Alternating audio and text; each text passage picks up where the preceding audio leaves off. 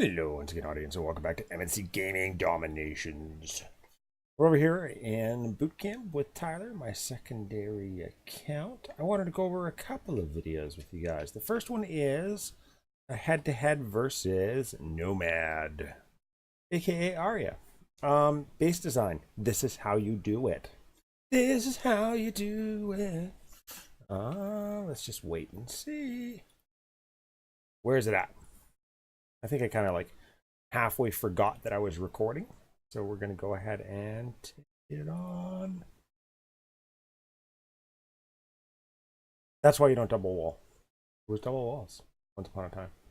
I haven't come across many bases that can actually, on a consistent base, consistent note, prevent me from getting the 5-star. This is one of them. This is an excellent example of selective clearing complemented with excellent base design. I love it. You notice how there's the town center is very nicely tucked over by Versailles, slowing your troops down almost on a consistent basis, preventing you from not allowing it to pop. So I went with the primary drop point up here and the northmost section, and I kind of just let them go. Now, the reason that I went with a primary drop there before anything else is because we want those defenders of the forest to actually come over to where my primary army is. And then I said, well, I know that's going to pop anyways. So I dropped my Fusiliers alongside my Joan in order to draw the fire. A little bit of a sacrifice of Joan. That's in order to actually, well, it was in order to actually get at that town center. That's the only purpose behind those things. Huge walls. This is why walls are important as well. We got valid base design. See, and I think that was a bad rally. Got to be honest, I'm not entirely satisfied with that rally. But there's just so much base to actually get through, and it forces you to actually get into the heart of it. You've got to go into that center trappy, chunky area. Beautiful base design. I love it. And it's not even fully upgraded yet. You know, she's 94 gunpowder. French gunpowder at that. And she kills it in war. It's our number 2. And then of course my bombards, they didn't want to behave either. They're like, we're going to do our own thing. So I saw there were some troops coming toward them. Was forced to actually rally there. My heavies are doing what they're supposed to do as far as catching that fodder. We're down to 3. It makes me sad.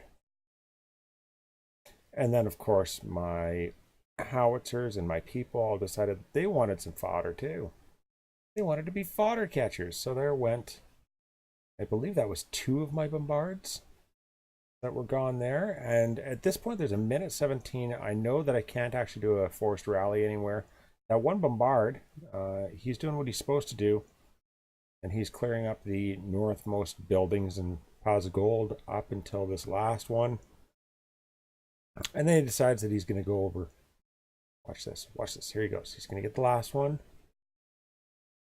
And then he goes ahead and finds a spike trap. Eat it.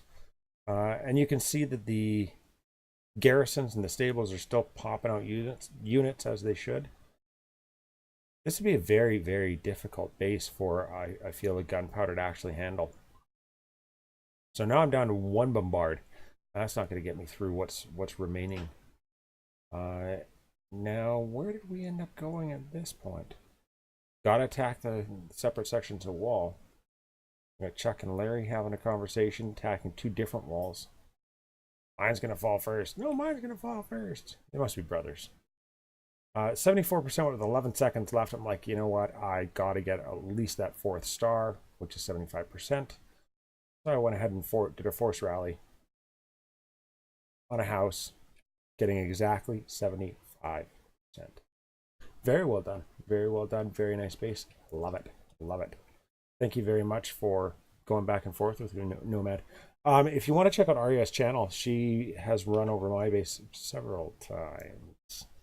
Got some skills as far as French goes. And now moving on past that, let us check out maybe my World War attack. So this is also the base that Arya took on, or Nomad took on. However, she attacked from the Forbidden City. Let's backtrack here a little bit. Let's see, can we backtrack here? It doesn't want to behave. Are we going to scout this base? No, we're just going to attack it. So as soon as we actually get in here, I'll try and pause it so that we can actually take a look. I'll tell you the approach that she had that I felt was very, very close to valid. Just not enough hit points actually taken out. Excuse me, good dinner. Okay, I do have the one offensive coalition. Obviously, I started out fairly zoomed in. And looking to do a 50% quick victory on this base. So in order to have that done, you got to focus on wonders, barracks, mills, markets, vaults, oil vaults, forts, and town centers. So if somebody has an extremely, extremely well fortified Forbidden City, that's exactly how you want to get the quick victory. You assert that quick victory by getting a 50%. I chose to go with a double drop, just that I have a good chunk of army in both locations. I could have gone with a 3-finger drop. I feel that it would have worked out relatively well if I had done that, but I did want to have some good separation. I wanted them just split into kind of two little armies, knocking off buildings. And this is a little bit closer to an attack that you would see similar to, I want to say, Tiny. A Tiny Fish uses a somewhat similar to attack with this as far as the British. Just kind of spraying his troops out, giving them the spread and letting them go to town. Oh yeah! Now that stronghold isn't even that well fortified, or upgraded rather. And then I believe, where did I rally? I did actually rally, yeah, as soon as that was down. And then pop off the protect there. And you'll note that I actually do hit the quick victory before. So, where is it? One more building? There it is. So 50% damage, quick victory. Now, obviously, what kind of negates it is the rally point that I chose did put me directly in between the town center and the Forbidden City. So I probably would have had it. Well, we can tell definitely if I would have had it in the next couple of seconds. Yeah, so there it would have been very close, but I would have had it one way or the other, I do believe. Now it's just a matter of pushing through.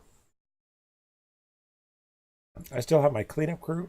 Typically, if you're going for a 50% quick victory, you want to have a bit more as far as your footies or your foot soldiers, or you want to be extremely artillery heavy. Pounded off the last building that was able to actually take out my any of my army really, which was that mortar. Still have a general to contend with as well as the fort. There goes that last little stable.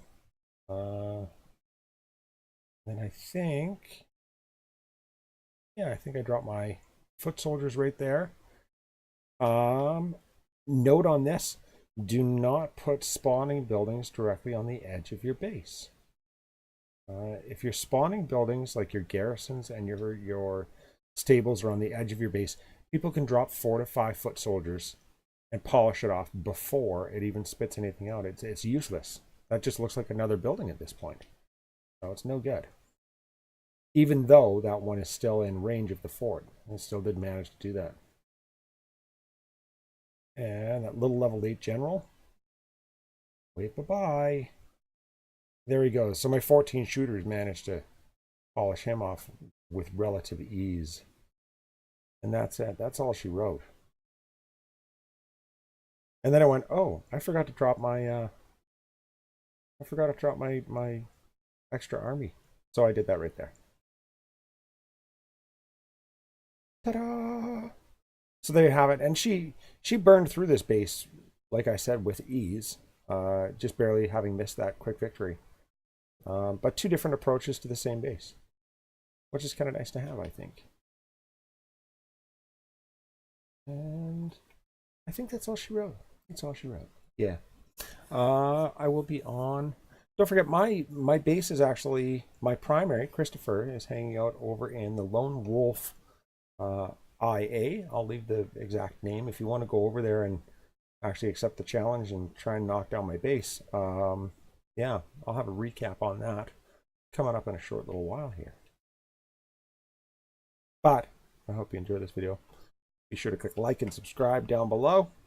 As always, keep your sticks on the ice. Have a good time.